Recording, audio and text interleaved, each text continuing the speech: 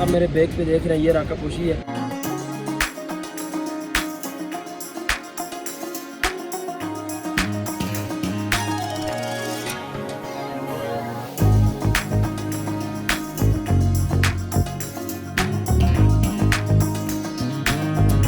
ये हुंजा स्टेट का फ्लैग था, चांद सितारा इस्लाम को रिप्रेजेंट करता है।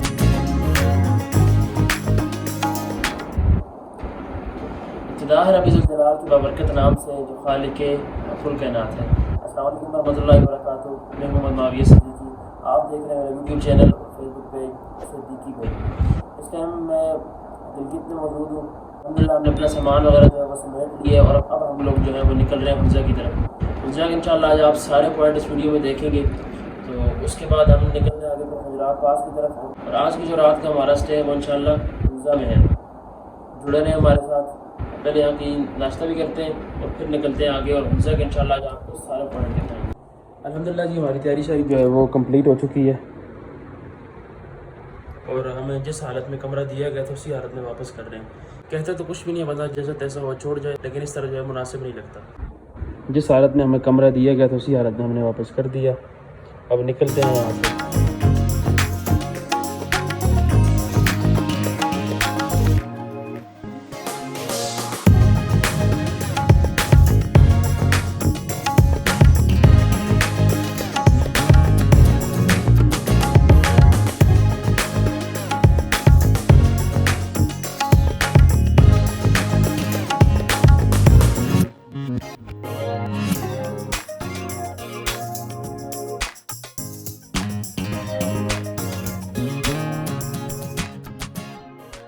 रास्ता माशाल्लाह जो है बहुत ही ज़बरदस्त है, बहुत ही मज़े का रास्ता है।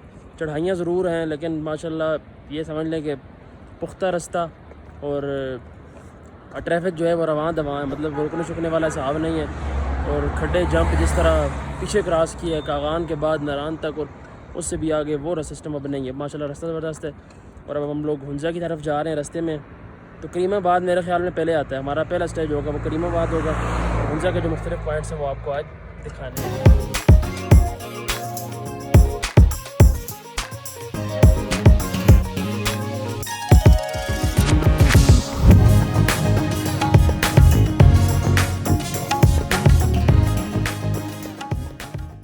पानी जो है हमारी बोतल में ख़त्म हो गया था, तो यहाँ पे फ़िल्टर प्लांट है। मैंने माधुरी पानी भर लेते हैं, क्योंकि आगे नहीं पता होता हमें कहाँ पे इसके बाद नेक्स्ट स्टॉप आएगा।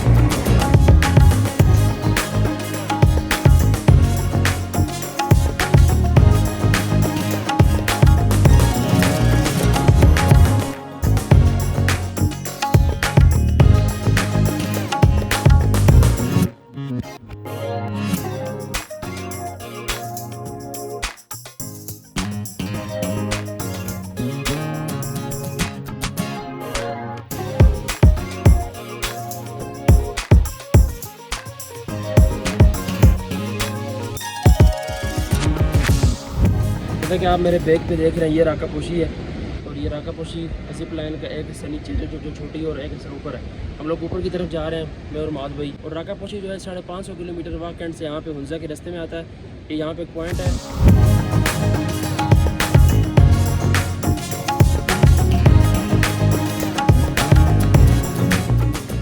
गिलगित से आते हैं आगे लिंथ तक स्टॉप आता है। लिंथ से आगे थोड़ा सा आगे आप आएंगे तो खुद ही आपको बोर्ड मिल जाएगा जिप लाइन का, राका पोशी जिप लाइन। वहाँ से आप थोड़ा सा ऊपर आएंगे, रोड के साथ ही है जिप लाइन। ज़रूर यहाँ पे ट्राई करें। हम लोग आगे चल रहे हैं हुंजा की तरफ, क्योंकि हमने आज बहुत सारे जो है पॉइंट एक्सप्लोर करने हैं, टाइम बहुत शॉर्ट है। तो ये राका पोशी की मैंने आपको व्यू दिखा दी है। ये साथ दरिया बह रहा है, और ये राका पोशी से हम लोग वापस नीचे जा रहे हैं राका पोशी जिप लाइन से। तो हमारा इरादा है इंशाल्लाह कल या परसों हमने ऊपर राका पोशी जो पहाड़ है ग्लेशियर्स तक इंशाल्लाह हम लोगों ने जाना है। तो जब भाई यहाँ से बता रहे हैं 6-7 घंटे का रास्ता है, तो एक दिन हम पूरा इसको देंगे इंशाअल्लाह। सुबह सुबह उठ के निकलेंगे, ऊपर तक जाएंगे। माज़ भाई की ख्वाहिश भी है, तो इंशाअल्लाह इसको ज़रूर हम लोगों ने ट्राई करना है।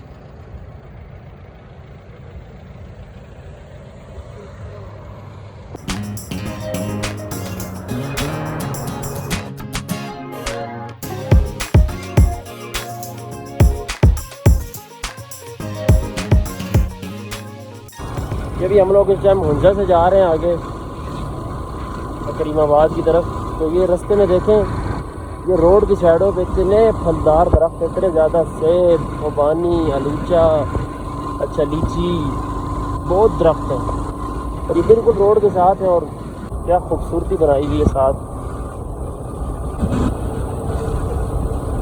ये आप अब यहाँ से राका पोशी का नज़ारा देखें, अल्लाह अकबर। ये हमारे मुल्क के ग्लेशियर हैं।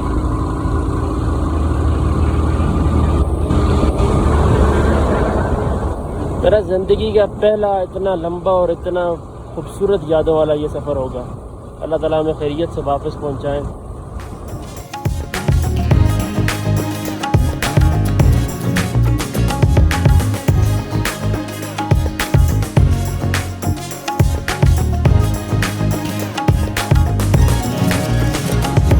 बाद में हल्का सा स्टे किया है। मैंने कहा बाइक एक सर्विस स्टेशन सामने आ जाकर नज़र आया। मैंने कहा तुम्हें बाइक की तरह इस्तेमाल है क्योंकि इसकी हालत जो बहुत खैर हुई थी। तो बाकी ये नज़ारे आप देख सकते हैं, बहुत ही खूबसूरत नज़ारे हैं। यहाँ हम लोगों ने स्टे तो नहीं करना, आगे ही जाना है। आगे के जो 3 पॉइंट्स जो हैं वो देखने हैं, फिर रात को हम लोगों ने इधर ही स्टे करना और कैंपिंग करनी है इंशाल्लाह।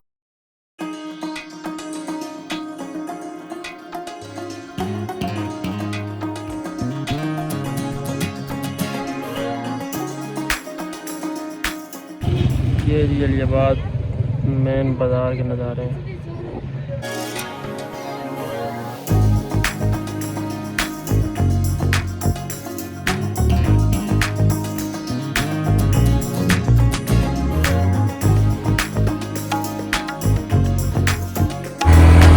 जलियाबाद जब आप थोड़ा सा आगे आते हैं तो आगे से एक लेफ़्ट साइड रास्ते ऊपर मुड़ता है तो करीमाबाद पहुँचता है।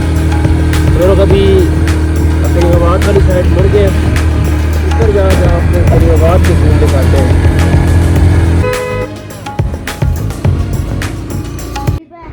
ये बाज़ार तकरीबन 800 साल पुराना बाज़ार है। इसकी पुरानी खूबसूरती को बरकरार रखने के लिए मुमकिन हद तक कोशिश की गई है।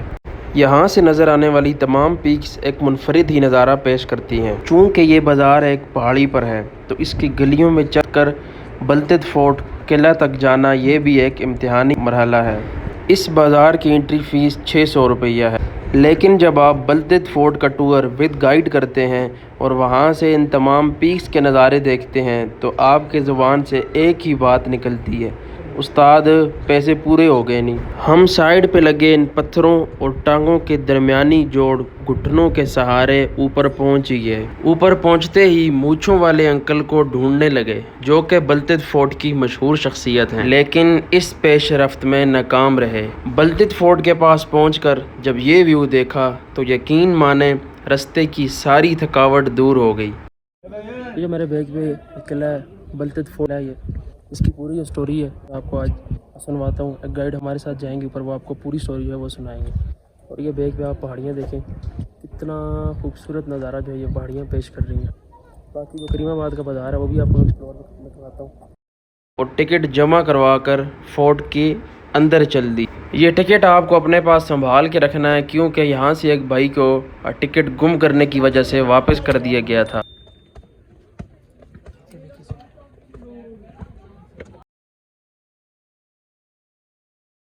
अब आप सुनिए बलतद फोर्ट की हिस्ट्री। मेरा नाम सुल्तान है, मैं टूर गाइड हूँ। सो हम आपके टूर कंडक्ट करेंगे अपने से। हुंजा में 2 किले हैं sir, Altit and Baltit. Altit means basically town and Baltit means up. जिस किले में आप खड़े हैं इस किले का नाम बलतद फोर्ट है। ये 800 साल पुराना किला है। 1945 में यहाँ का जो मीर था, इनका नाम मीर मोहम्मद जमाल खान था। इन्होंने इस किले को 1945 में छोड़ा था। 1945 से लेकर 1990 तक किला खाली रहा। इन 45 सालों में इसकी हालत काफ़ी ख़राब हो गई थी, दीवारों की खस्ती हालत हुई थी। 1990 से 96 तक इसको रेनोवेट किया गया है। 6 सालों में इस किले की रेनोवेशन की गई है। AKCSP आगा खान कल्चर सर्विस पाकिस्तान ने इस किले को रेनोवेट किया है। 29 सितंबर उस जमाने का जो सदर था फारूक अहमद खान लगारी, his highness prince Karim Aga Khan, 12 ममालिक के डिफरेंट एम्बेसडर्स ने इस फोर्ट को म्यूजियम के तौर पे ओपन किया गया है। फुंजा के अवाम हम टैक्स पेयर थे। टैक्स जो है गंदम की शक्ल में मीरो फुंजा को दिया करते थे। ये अनाज के ज़खायर हैं। इस किले में इसी तरह के तकरीबन 7 है। यहाँ पे स्पेशली अनाज गंदम रखी जाती थी। टेबल पे जो लगे हैं स्केल से, मेजरमेंट से लोगों को हिसाब से दिया भी जाता था और उनको हिसाब से लिया भी जाता था। साथ में हॉर्स सेडल है, जीन कहा जाता है। सफ़र के दौरान या पोलो मैचेस के दौरान इसको इस्तेमाल किया जाता था। आप मेहमानों को बताते चले दरवाजे छोटे हैं, सर का ख्याल रखना प्लीज़। दरवाजे छोटे होने का मकसद यहाँ पे टेम्परेचर है। अभी भी दिसंबर जनवरी में जो टेम्परेचर है कभी कभार -15-20 तक चली जाती है। सो इस वजह से इन छतों और दरवाज़ों को छोटा रखा गया। टूर स्टार्ट कर लेते हैं। जिस रूम में अभी आपको लेके जाऊंगा ये उस ज़माने का जेल था, हवालात थी, लोगों को कैद किया जाता था, ज़्यादातर देर बिठाया नहीं जाता था। किसी का क्राइम ज़्यादा हो तो स्पेशली इनको इलाका बदर किया जाता था। सर का ख्याल रखिए।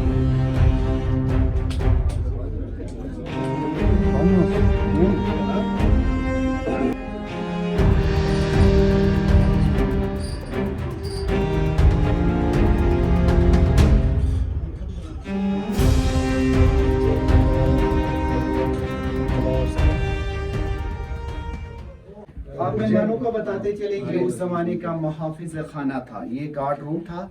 यहाँ पे स्पेशली गार्ड तैनात किए जाते थे। तो आपके बैक साइड पे जो विंडोज है एज अ वॉच टावर इस्तेमाल किया करते थे। यहाँ से बाहर लोगों को सुपरवाइज किया जाता था। यहाँ से बाहर लोगों का नक्ल हरकत देखा जा सकता था। दुनिया के नक्शे हैं, वर्ल्ड मैप्स हैं 1550 के 1550 के दुनिया के नक्शे हैं, लैटिन, फ्रेंच और इंग्लिश में लिखी गई है। सो आप मेहमानों को बताते चले आपके सामने जो है लोकल ट्रेडिशनल ड्रेसेस हैं। ये दरमियान में जो है फीमेल ड्रेस है and you can see these are the dry flowers. Specially as a perfume के तौर पे इसको इस्तेमाल किया जाता था। इनसे लोगों को अच्छी खुशबू जाती थी।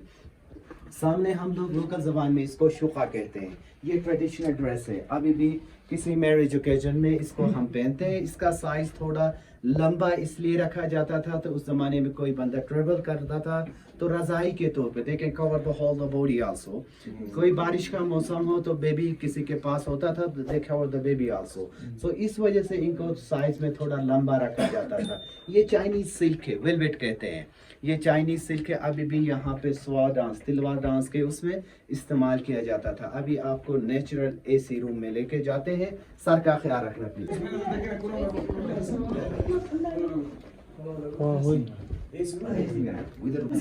असल में लोग ज्यादा इसी वजह से थोड़ा गर्म है। जितने लोग कम आ जाएंगे ना सर इतनी ये ठंडी होती है। बस ये अल्लाह का निज़ाम है सर। इस वोट मारने अल्लाह ने एक हिकमत दी है सर। इस रूम को ये ऐवान मजलिस से शुरा था, सीक्रेसी प्लानिंग हॉल थी। लिविंग रूम के तौर पे भी इस रूम को इस्तेमाल किया जाता था। ये ट्रेडिशनली हुंजा का देसी घर भी है। आपने ये कहना कि हमने हुंजा का सारा घर देखे। ये ट्रेडिशनल हॉल है, आप इसको टीवी लॉन्च हॉल भी कह सकते हैं। गिलगित बल्तिस्तान के लोग, हम लोग अभी भी 70% या 80% के लोग नीचे फर्श पे बैठते हैं या फर्श पे सोते हैं। सो दरमियान में कुकिंग की जाती थी, खाना बनता था। चिल्ड्रन, एल्डर्स उस ज़माने में स्पेशली विंटर टाइम्स में इर्द गिर्द बिठाए जाते थे। ये जो स्टेप्स बनाए गए हैं these are the sleeping areas also. So there was a skylight for ventilation and smoke. Next room में मैं आपको दिखा दूंगा क्योंकि छत होने की वजह से इसको क्लोज किया है। सो इस घर का बनाने का मकसद सर जी, जब बाहर धूप तेज़ होती है तो ये ऑटोमेटिकली ठंडी रहती है।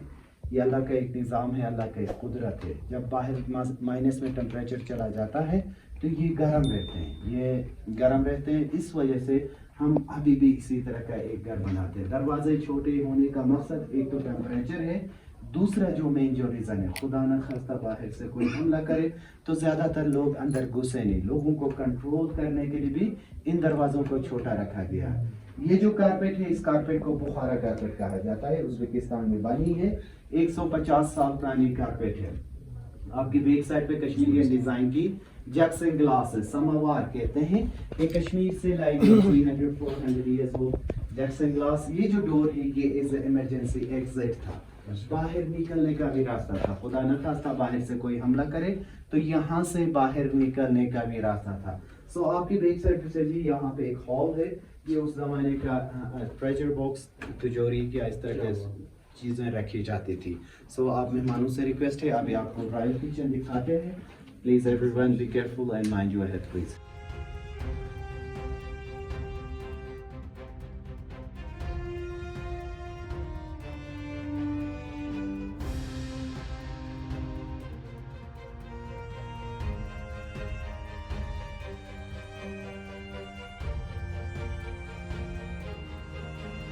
यहाँ पे राजा और उनकी फैमिलीज के लिए खाना पकाई जाती है। सामने जो है सर जी फ्रंट पे एक कुकिंग एरिया है, साथ में शुरू में जो एक चम्मच के साथ लगी हुई है, आप इसको एज ए प्रेशर कुकर कह सकते हैं। ये नरम पत्थर से बनी हुई है। ये बॉईल होने में 1.25 घंटा लगता है। एक दफा बॉईल होना स्टार्ट हो गया तो इसकी बॉइलनेस विदाउट फायर ये 2 से 2.5 घंटे तक खत्म नहीं होती है। उसके फ्रंट पे तवा है जिसमें उनके लिए रोटी पकाई जाती थी। तवे के बिल्कुल ऊपर ही राउंड सर्कल में वुडन स्पून है। हम लोग यहाँ पे डेवलप लेते हैं वुडन टाइप के सूप के लिए स्पेशली। एक और एप्रिकॉट जूस के लिए भी इस्तेमाल किया जाता था। तवे के साथ नीचे ग्राइंडर्स हैं, गद्दू की पिसाई के लिए इनको इस्तेमाल किया जाता था। इनकी बैक साइड पे पंपकिन से गद्दू के जग से बाहर चैनल ग्लेशियर से पानी लाके बर्तनों में स्टोर किया जाता था। सामने मशकीज़ार लस्सी बनाई जाती थी। So ventilation plus धुएं के लिए इस खिड़की को इस्तेमाल किया जाता था। लोकल ज़बान में इसको सगन कहते हैं। आप जो मेरे साथ खड़े हैं आपकी राइट साइड पे, ये आपकी बैक साइड पे छोटी सी जो स्टोर है, उस जमाने में फ्रिज के तौर पे इसको इस्तेमाल किया जाता था। इस दीवार की बैक साइड पे ग्लेशियर था। पानी, दूध, मक्खन, दही जो भी चीज के अंदर रखने के लिए एज ए रेफ्रिजरेटर के तौर पे ये काम किया करता था। अभी इसकी बैक साइड पे कोई ग्लेशियर नहीं है। ग्लोबल वार्मिंग की वजह से ये तकरीबन 9 से 6 किलोमीटर कहीं पे चला गया। पीक है आपके लेफ्ट पे, गोल्डन पीक है। ये 3 पीक्स आपके फ्रंट पे, राका पोशी, दीरांग, गोल्डन पीक। आपकी बैक साइड पे सर जी उल्तर ग्लेशियर्स हैं। नीचे जो आपको फ्रिज के तौर पे दिखा रहा था, यही ग्लेशियर्स इस दीवार के साथ कनेक्ट हुआ करते थे। 2 किस्म के पहाड़ी जानवर पाए जाते हैं, मारखोर, मार्का पोलोशी। ये दरमियान में मारखोर है। दोनों आइबैक्स हैं, गिलगित बल्तिस्तान के डिफरेंट एरियाज में पाए जाते हैं सर जी। यहाँ से नीचे आपको अल्तित फोर्ट भी नजर आ जाएगी। सामने जो अल्तित फोर्ट है,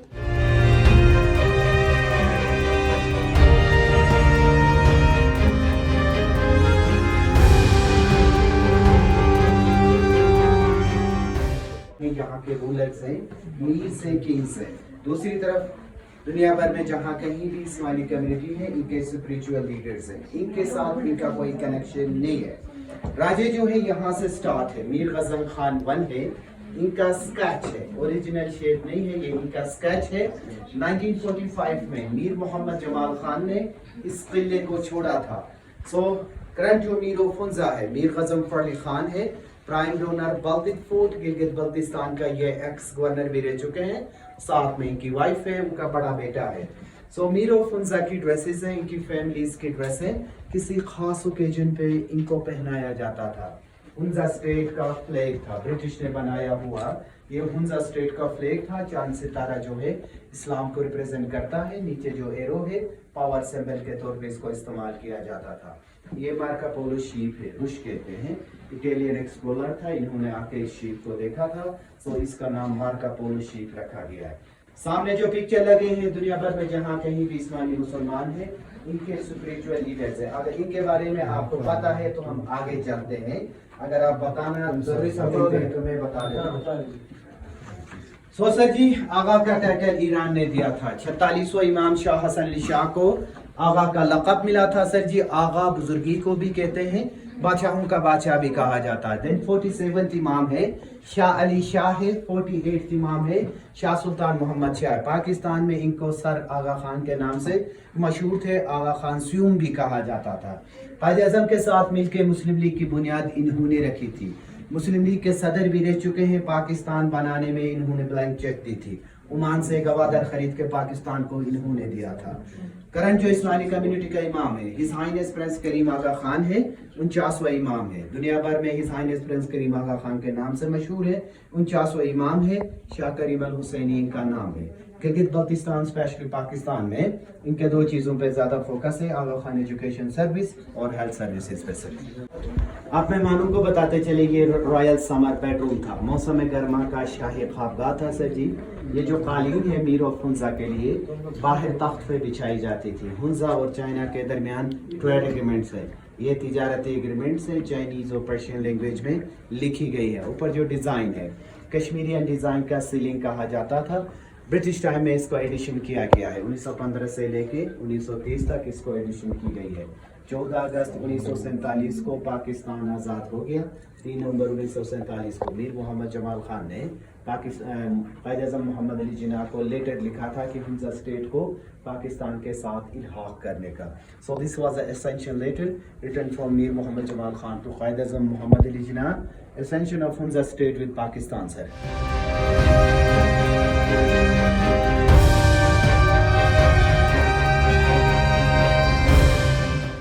आप मेहमानों को बताते चले कश्मीरियन डिजाइन की बालकोनी है, सम रूम समर बालकोनी कह सकते हैं। ब्रिटिश टाइम में इसको एडिशन किया गया है। सामने जो कलरफुल ग्लासेस है ये कश्मीरियन डिजाइन की कलरफुल ग्लास है। ऊपर जो पिक्चर लगे हुए हम लोग इनको गशपूर कहते हैं। गशपूर कज़न को कहा जाता है गिलगित बल्तिस्तान स्पेशली पाकिस्तान के लिए इनके खिदमात है। इनकी शजरा भी साथ में लगी हुई है। ये 1950 की तस्वीर है, बाल्तिक किले से दी गई है। मीर मोहम्मद जमाल खान है, करंट जो मीर ऑफ हुंजा है मीर ग़ज़नफ़र अली खान की पिक्चर है। ये बाल्तिक किले से ली गई पिक्चर है। दरमियान में आतिफ फोर्ट की पिक्चर है, 1945 की है। मीर ऑफ हुंजा है, साथ में इनकी वाइफ है रानी ऑफ हुंजा है। क्रॉस द रिवर नगर रियासत की राजा की बेटी थी। 13 साल पहले 98 की एज में 2006 में इनकी डेथ हो गई है। साथ में इनका स्केच है। 1915 में पहला टेलीफोन जो ब्रिटिश ने लाया था सर जी, ये फर्स्ट टेलीफोन है जो ब्रिटिश ने हुंजा में लेके आए थे सर। वहाँ पे कुकिंग की जाती थी, खाना बनता था, रूम टेम्परेचर भी गर्म रहता था। सामने बेबी कोट है, गोरा कहते हैं, जंगू भी कहा जाता है। तो ये बेबी कोट है, 1 साल तक बच्चों के लिए अभी भी घरों में हम इसको इस्तेमाल किया करते हैं। इस पे कुरानी आयात भी लिखी जाती है कि किसी की नजरी से बचने के लिए। 2 कुरान पाक है, 300 साल पुराने कुरान पाक है। ये 200 साल पुराने कुरान पाक है जो हाथ से लिखी गई है। वुडन प्लेट्स हैं, उस जमाने में लोग इकट्ठे खाने के लिए इन बर्तनों को इस्तेमाल किया जाता था। इसके नीचे वुडन संदूक है जिसमें आटा गंदम रखी जाती थी। आपके पाँव के नीचे जो कारपेट है हम लोग इसको शर्मा कहते हैं। ये आग शेप इसकी वूल से बनी जाती थी। ये स्पेशली हमें ठंड से बचा लेती थी। इंटीरियर असेंबली हॉल कह सकते हैं। बारिश गर्मी में भी इस हॉल को इस्तेमाल किया जाता था। आपकी बैक साइड पे चाइनीज करेंसी है, पेपर करेंसी है, चाइना ने इंट्रोड्यूस किया है। 1920 से 23 तक की नोट्स है। साथ में डोल्स हैं, म्यूजिक इंस्ट्रूमेंट्स हैं। शादी ब्याह बोलो मैचेस के दौरान अभी भी हम लोग इसको इस्तेमाल किया करते हैं। आपके पाँव के नीचे जो कारपेट है लोकल जबान में अभी मैंने बताया शर्मा कहते हैं। ये रशियन गन्स है, ये एज ए डिफेंस एंजिन के तौर पे भी इनको इस्तेमाल किया जाता था। ये तकरीबन 250-300 साल पुराने गन्स है। आपके सामने जो कारपेट है इस कारपेट को ख्वातियन कारपेट कहा जाता है। सिंकियांग चाइना में एक शहर है, 200 साल पुरानी कारपेट है, केबल की वूल से बनी गई है। सो this was the interior assembly hall. बारिश गर्मी में भी इस हॉल का इस्तेमाल किया जाता था। आप सब मेहमानों को बताते चले आपका आने का सुनने का बहुत शुक्रिया। Thank you for coming and thank you for listening us sir ji. ये हमारा आखिरी रूम था। I hope you have enjoyed the tour please. अभी आराम आराम से एग्जिट यहाँ से लेंगे सर।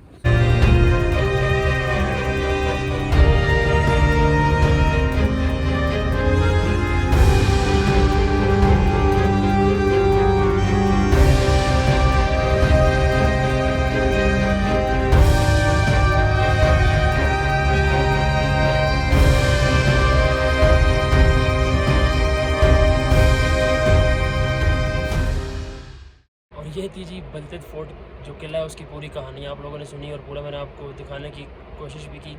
तो ये अंदर असल में किसी जगह पे लाइट थी और किसी जगह पे लाइट नहीं थी। बहरहाल मैंने आपको अपनी तरफ से पूरी कोशिश की है सुनाने की। और किला के मैं आपसे बाहर से एक जो है मैं आपको राउंड में लगाता हूँ किले का।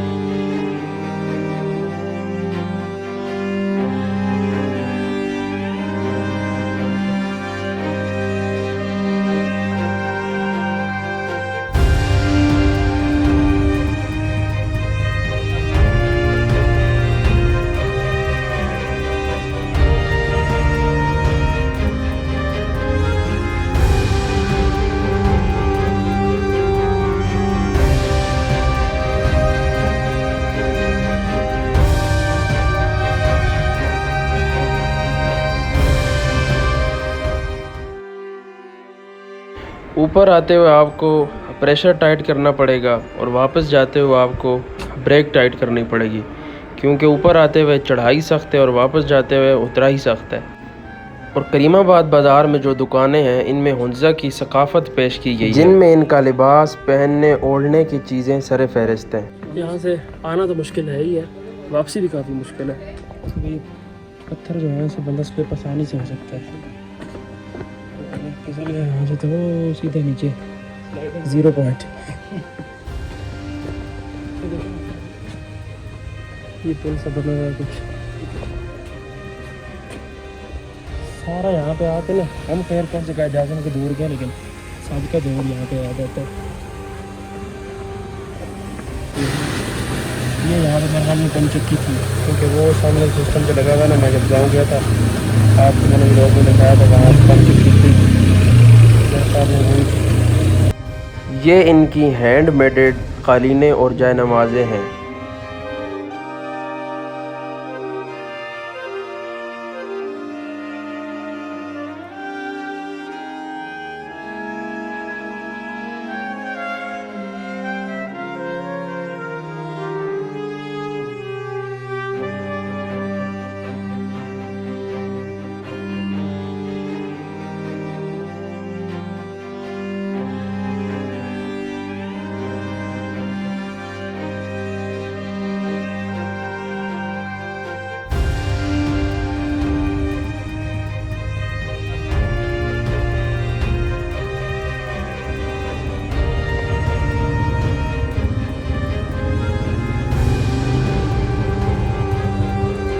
ऊपर आते हुए जब इस चढ़ाई से मैं बाइक लेके आया था तो यकीन माने बाइक की बस हो गई थी। बहुत ही सख्त चढ़ाई है।